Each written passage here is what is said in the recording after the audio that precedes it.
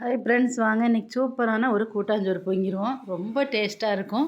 இதே மாதிரி செய்யுங்க. கடலைப்பருப்பு 1 கிலோ அரிசி எடுத்திருக்கேன். 150 கடலைப்பருப்பு ரெண்டையும் கழுவி சேர்த்துக்கிடுவோம்.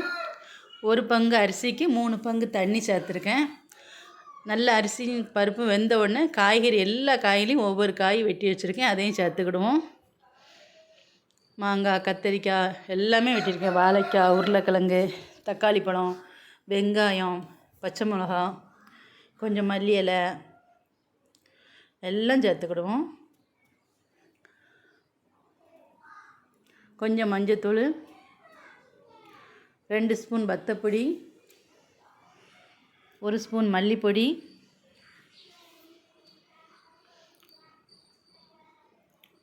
உப்பு சேர்த்துக்கிடுவோம். சோறுக்கும் இந்த காய்கறிக்கும் சேர்த்தே உப்பு சேர்க்கணும். எல்லாத்தையும் நல்லா கிண்டி விடுவோம். கொஞ்சம் பிரியாணி மசாலா இப்போ மூடி வச்சுருவோம். சூப்பராக வெந்துட்டு இன்னும் ஒரு 5 நிமிஷம் தண்ணி மட்டும்தான் வற்றணும். சோறு ரொம்ப டேஸ்ட்டாக இருக்கும். இப்போ கொஞ்சம் புளி கரைச்சி வச்சுக்கிடுவோம், ஒரு எலுமிச்சம்பழம் அளவு. அதை சேர்த்துக்கிடுவோம்.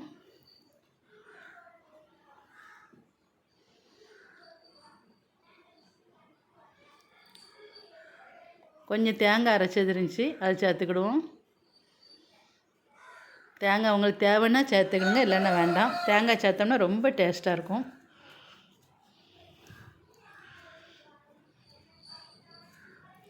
கொஞ்சமாக தான் கீரை கிடச்சது, முருங்கைக்கீரை, அதையும் சேர்த்துக்கிடுவோம். ஒரு வாசனைக்கு. முருங்கைக்காய் போட வேண்டாம் கூட்டாஞ்சோறுக்கு, முருங்கைக்கீரை போடணும்.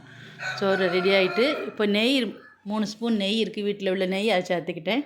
2 பட்டை, கிராம்பு, ஏலக்காய், ஒரு அன்னாச்சி பூவு, பொரிஞ்ச உடனே கொஞ்சம் பல்லாரி,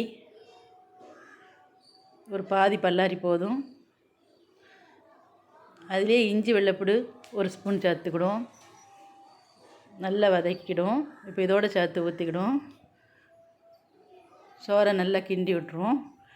கிண்டி விட்டு ஒரு 10 நிமிஷம் ஆகட்டும். சோறை எடுத்தால் சூப்பராக இருக்கும். நம்ம வீடியோ பிடிச்சிருந்துச்சுன்னா லைக் பண்ணி, ஷேர் பண்ணி, சப்ஸ்கிரைப் பண்ணி வச்சுக்கிடுங்க.